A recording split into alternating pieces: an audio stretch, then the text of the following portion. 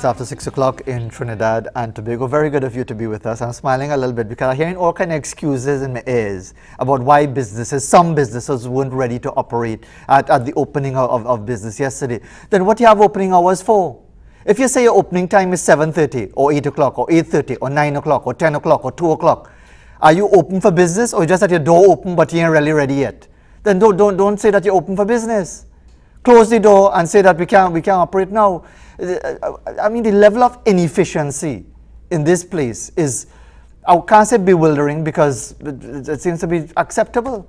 But if you say your opening hours are X, well, then you're open for business. You ain't open, somebody could stand up and tell you the thing you're working. But let's move along, because in keeping with the Minister of Health's announcement yesterday on the show, and indeed elaborated on at the media conference which followed at 11 o'clock yesterday morning, the Ministry of Education revealed that the start of the vaccination program for children aged 12 to 18, begins tomorrow. There are 14 walk-in vaccination sites, and one parent or guardian will be allowed to accompany the child for the WHO-approved Pfizer vaccine.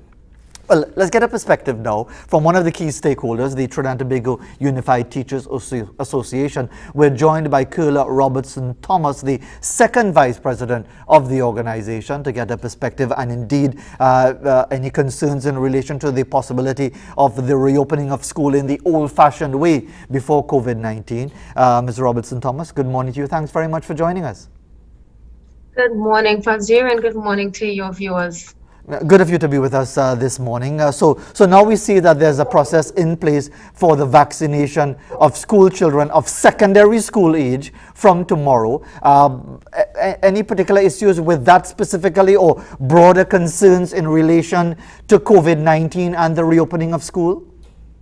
We have no problems with the offering of the vaccines, and we would encourage everybody to make an educated decision about getting their children vaccinated. Of course, consult your medical practitioner and do what is correct.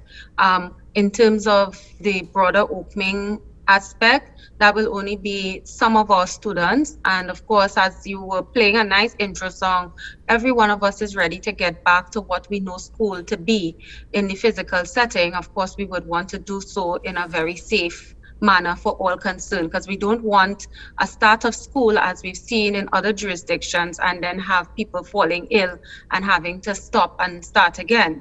We understand that we haven't been able to completely deliver as we were accustomed using the online method.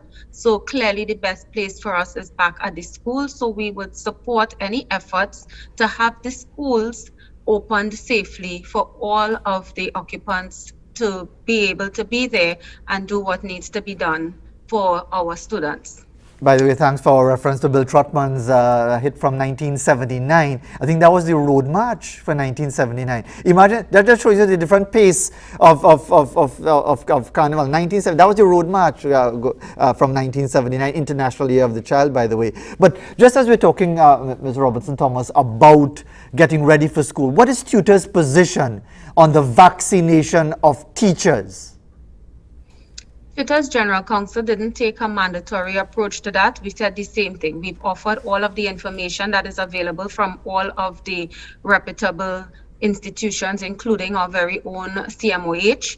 We've encouraged our members to access themselves to it once they've been given the green light to do so by their medical practitioners. We've indicated to our members that once school has reopened using in the face-to-face method, whether they're vaccinated or not, they would be expected to attend. And of course, they would have to follow the other guidelines, whether vaccinated or not, to wash, distance, and wear their masks. And those are the things that we have done to get our members on the page for reopening. Are you vaccinated? Yes, Fazir, I chose to be vaccinated. And what are you hearing from your members in relation to that? And by the way, thanks for your honesty and letting us be aware of that status. Because the reason I ask is obviously, if the executive of Tutor would have concerns and maybe have their own reservations, that would not be a good message being sent to the wider membership. But what are you hearing generally from the membership of Tutor in relation to the vaccination? We have a number of members who have gotten vaccinated, who use the facility offered directly to schools to have their names submitted. We also have some who, even before that, made arrangements for themselves to be vaccinated. We do have some that have concerns, and we do have members who have valid reason not to be vaccinated, and they have concerns about their being introduced into the classroom when school reopens, should they reopen in a face-to-face for the entire school, and their genuine concerns, because we have a lot of people with comorbidities, and we know that school is always the place. I was trained in ECCE, which is to treat with infant to standard 2, and I remember one of the first things the lecturers say, if you want to be sick come September, you will, anything that is going about, you get it in a school. So you could imagine that is on most persons' minds. Knowing how quickly the common cold, conjunctivitis, anything that comes through the school is spread, because children behave differently than adults. Children are prone to hugging and touching. Yesterday we were doing some walkabouts, and principals were talking about when they had the CAPE and CSEC exams, and you would think those are the older children, and the amount of times they had to say, you're standing too closely to each other. Still seeing children sharing things like chow and snacks and that type of thing, because that's generally what you taught at the infant level, carrying up. So, and then the fact that they've been away from their friends, because we don't only teach maths and language in school, we teach you how to socialize. So everything that we've taught students, we now have to say, no, you can't do this. So those are the concerns that we will have for being in the face-to-face setting of the school. I really appreciate that perspective, Ms. Robertson-Thomas, because just last week we heard from the Education Minister talking about trying to encourage children from 2 years old and up to wear a mask. And as someone like you who would have been in that setting of the ECCE, which is at the very earliest education level in Trinidad and Tobago, how practical is that to expect children of what you would call preschool or private school as we used to know it so many years ago to actually wear a mask and to adhere to any of the disciplines and the protocols associated with COVID-19? How practical is that expectation? That is not a practical thought, Fazri, for anybody who has worked with those younger children. We have to start with the mask itself. If you have been at home, and most of us have kept our children at home and tried to keep them away from others, you haven't been wearing a mask. Unless your parent has been making you wear a mask for a couple hours a day, which I don't think much parents have done, it's going to be a new thing. Then you're going to have to look at the various types of masks. And if you know children, my mask is suddenly going to be more appealing than your mask, and they're going to innocently want to try it and want to utilize it as their own. And I could say this without a doubt. I taught at an infant school, and one mommy had to decide not to buy a particular type of undergarment because the child was trying to show everybody Dora. So you can well imagine, when you have all these different masks for children, they are going to want to share it and play with it. So you're going to have to culture them. We've asked the Ministry of Education to hype up their campaigns to try and reach the parents and the children to kind of help set some of that groundwork for the teachers when you get to school, because certainly you're going to have to constantly be doing this, whether they're in infant, they're in primary 1 to 5, or they're in secondary. At the beginning of COVID, I told my own daughter, I said, you're not going to touch, you're not going to, and I took her out one day and she saw a friend, Mommy, can I say hi? And immediately what does she do? Runs and hugs the child.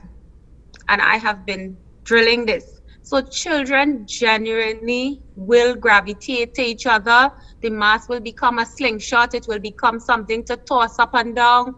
And just sitting in the classrooms with it for that period of time will not be something that anybody would be looking forward to, because adults who have been coming out now and have not been accustomed to wearing masks because they didn't work in a factory or a medical institution or anywhere that commonly would have worn masks, they are having challenges wearing the mask and trying to figure out which type of mask will give them the ability to stay with it for the long duration, because depending on the thickness of the mask and so on, people have been having to weed out which ones they can actually stay with for and tolerate for a number of hours in the day. And We're going to take a break in a short while, but I just want to ask you, correct me if I'm wrong, I saw a release from the Ministry of Education from last week indicating that there was a meeting with stakeholders which included tutor in anticipation of the new academic year, and hopefully we'll have time to elaborate on that when we come back after the break. But what is tutor's position as far as that level of dialogue with the Ministry of Education in relation to the many different challenges related to the start of the academic year from last week's consultation?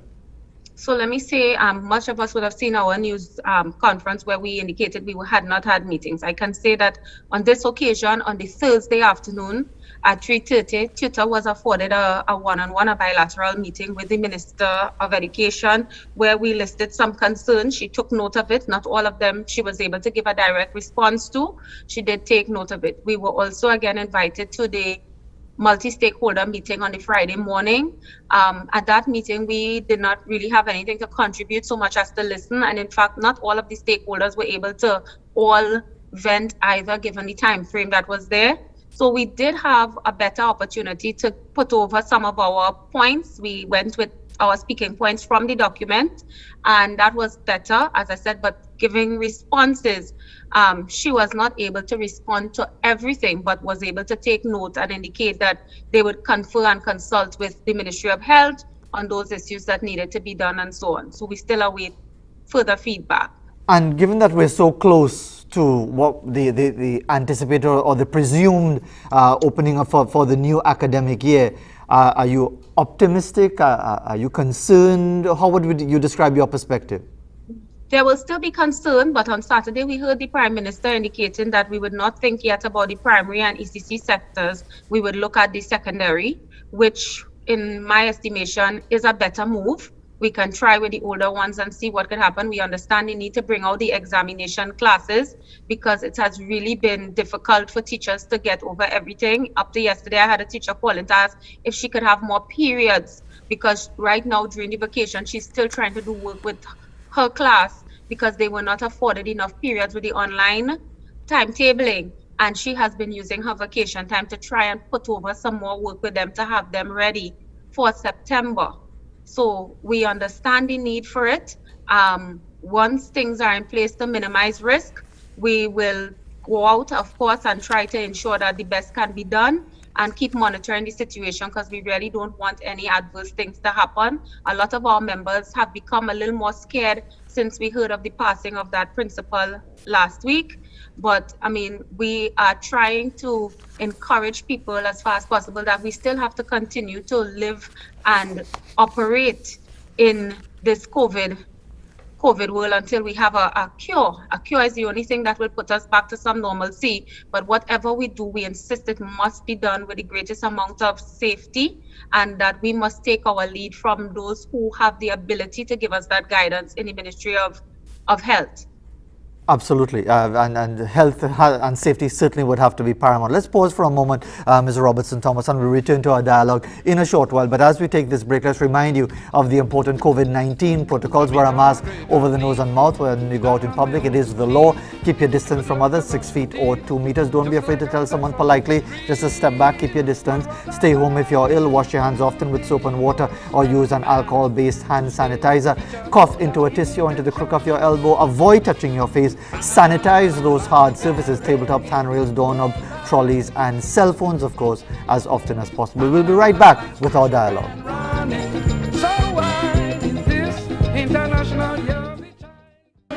But if you're block-headed like a mule, no one will employ a fool. Coming up towards 6:36 in Trinidad and Tobago. Well, I certainly hope in the school environment children aren't referred to as blockheaded or like a mule anymore because a lot of that language really doesn't help as far as children's self-esteem and their growth and their development. A lot of the things that we did many years ago that we said, well, that is normal, is really not right. But I forgot to do the sanitizing thing. I now realize that I was watching the sanitizers and saying that I didn't do the sanitizing thing this morning, at least to try to remind myself of the importance of maintaining all of the protocols. But let's we turn to our dialogue with Kyrla Robertson-Thomas, Second Vice President of Tutor, who mentioned to us that she is vaccinated and she has accepted all of the available data in relation to the vaccine. But Ms. Robertson-Thomas, so much of our discussion tends to be these days about the impact of COVID-19 and what needs to be done because of COVID-19. But I understand that Tutor would have had a number of issues pre-COVID-19 and issues that remain unresolved in some way. Would you care to elaborate on those issues? Yes. So one of the things we discussed with Minister when we had our meeting is what would help our teachers also to feel valued, feel like if they really worth something. We know that we're in a time where the government has said we're not in a position to negotiate, but there are a lot of teachers who are owed back pay, who are owed increments, who are waiting for medicals to be medically confirmed after 20 and much years, something that should have been done after 2 years in the service hasn't been done. We have a lot of leave that hasn't been classified, etc. We have asked that those things be done. At least let people be paid their proper increments and not be sitting there on all the salaries that have already expired. And she has indicated that the ministry is again going to start its trying to put all the data online to help speed up this process. And I'm talking about processes. We're talking about people 20, 25 years in the service have not been medically confirmed, have not gotten upgraded to their proper status, and those who have had increments calculated but sitting there and not paid, all of those things still need to be done. We also asked the minister to consider having a program put in place to treat with the emotional needs of our members, because COVID, having to be able to use the technology for some of our teachers who are not tech savvy and teach in this manner is very different from what was taught at the teachers' colleges.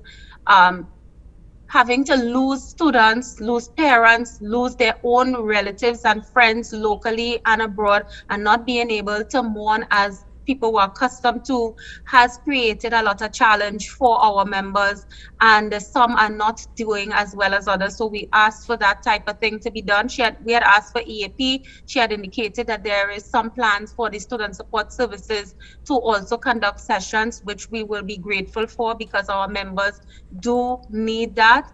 And as well as our students, because they have been really, really not coping as well, with some of them not grasping online, and some of them dealing with the same challenges, having lost their parents, loved ones, and having to deal with it in a manner that they're not used to, not being able to attend a funeral, etc., and be with people. We've asked for that to happen to help decrease some of the fears as well about COVID, because some people are genuinely very scared about what COVID has done to change the way they live. We see in an article where this young man allegedly committed suicide because of what COVID and COVID related issues. I don't have the data as to whether that is so, but we do have a lot of students who have been reaching out to teachers indicating that they don't know, they don't understand this way of operating, and it's affecting them not being able to socialize, because school is not only about teaching the curriculum but about that social aspect, and that has been taken away from many of us, and we don't know how to treat with that.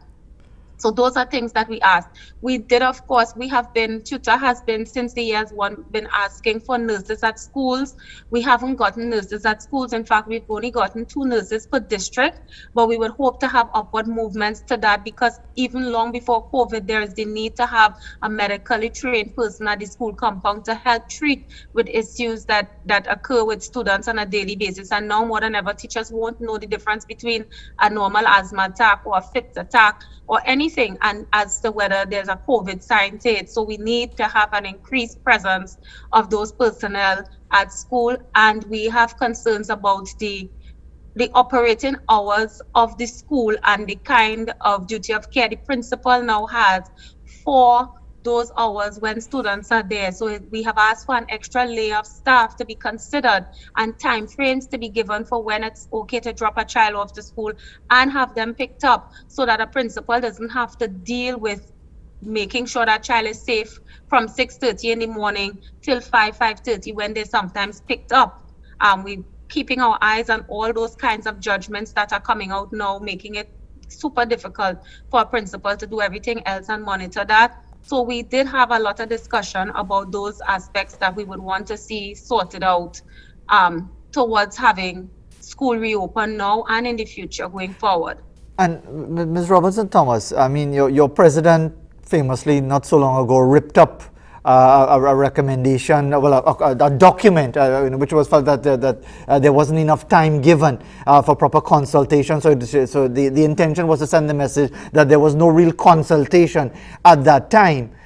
How would you describe the relationship between the union and the employer, as far as the tutor and the Ministry of Education? Is it cooperative? Is it collaborative? Is it tense? How would you describe the relationship? I will say that we had a cordial meeting when we met last week. I can say that. All right. Well, We I exchanged noticed the our half ideas. smile suggesting that there's more in the motor than just the pestle. But could I ask the We question? don't always agree, but we come to the table and make our discussion. We are the union. We have a jurisprudence to represent the terms and conditions of our members. And sometimes we take on a larger scope. Of course, we think about them as human beings and their families, and we raise issues there. But that's what we do. I hear you on that, and certainly that is the role of a union. No issue with that at all. But I wrote down the word "why" with a question mark just a little while ago. Did you get any answer as to why a lot of those outstanding issues, salaries, status, database things, why those things are not yet dealt with? Is COVID-19 the blanket excuse for everything? No, certainly Minister didn't try to use that excuse, because I can tell you that I have been sitting as second VP since 2016, and I met those issues there. Minister would have met those issues there. So there needs to be some reform, as you said earlier in your program, about systems. And it's not a Ministry of Education thing, it's ministries. So one of the ways towards getting that done is to start to create databases, access to files, and lack of human resources. One of the things that tutor understood very early. Even at the CPO office, we met with CPO, and CPO said he was operating with a third of his staff. And the same thing in the Ministry of Education. And then sometimes you have a clerk that comes to that desk, and before you blink your eye, that clerk has been removed, and you start the game from zero again. So a number of things. So it speaks to having the whole public service has to probably have some kind of reform happening. Digitizing the documents is certainly going to be a way to move forward, because things take quite a while to get from one person to the other. So this is nothing to do with COVID, and nobody attempted to say it was.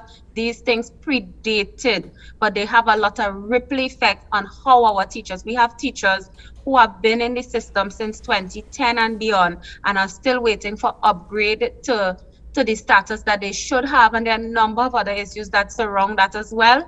But having the discussion and having the players at the table who have the wherewithal to treat with it is where we need to be. So maybe we need to sit with the ministry for probably a month or more to start to work out everything. But we did submit to Minister prior to COVID a list of that we had collected of some hundreds of teachers who are in that position, and she did say she is attempting to have it addressed. So we would be happy for that, because if secondary doesn't sort itself out, it ultimately interferes with the primary school, because there are only specific establishments in each school. Even though you might see a vacancy, it doesn't mean that the establishment is clear. And our members don't necessarily understand that, because all they know is that they continue to be an assistant teacher primary for 10, 15 years. And that doesn't allow them to actively get a loan or anything. So while they are waiting for upgrade, which is going to be retroactive, and then getting the back pay is going to be a whole other story while you wait, because of course this has to come from different votes after it's audited, etc. So all of these things interfere with how the school and how teachers feel, because some people come in long after them, get their upgrade, and become senior to them on the establishment, and they are languishing, waiting there. There are also the issue of having interviews done for the secondary school teachers, and interviews expiring before they can be afforded a position in the T3, T2, or T1 status at the secondary school. So all of these things affect the morale of teachers. Mr. Robertson-Thomas, I suspect that the only reason you're pausing because you need to take in another another gulp of oxygen, because you could probably go on till 8 o'clock with sir, all of those the issues. second vice president in particular is charged with dealing with all of those issues. So I can stay here for a week if you want and start to give you a lot of the issues that are affecting the membership. I hear you on that. That thing falls under my portfolio. I hear you on that, and one would only hope that maybe somebody would be listening and really realize that it's time to respond to these issues. Thank you very much indeed for taking time. We really appreciate your candor in relation to all of these many issues. Thank you very much once again. I just also want to let you know, when you're ready, Kyrla will be willing to interview you, because Tutor does remind its members about the fact that we deal with people and not paper, and getting to school on time is one of the things that is required. You just contact me and tell me when you want to interview me, and I'm ready for that. Thank you very much once again. So I got put in place already at the end of this interview, 6:46 in Trinidad and Tobago. When we come back, by the way, we're taking your calls, not so much on the education thing, but on the reopening of the retail sector and the whole thing about vaccines and all of the different vaccines that are available. We'll take your calls on that when we come back. But as we go to the break at 6:47, here's a sunset captured at Picton Road in Laventille, and indeed over the former home of Desperado Steel Orchestra, sent to us by Naomi. And now for an image from Sybil Sergio Ankia. She says it's a Pollock avocado or a Zabuca from the Santa Cruz Valley. Now Pollock is the massive one, the one that you probably need 2 hands to hold. This looks like a baby. This is a baby Pollock. In relation to a proper full-size Pollock. But thank you very much for that image. A very lush area is the Santa Cruz Valley, and they probably have a lot of Pollock Zabuca there. As we go to the break and come back with your calls.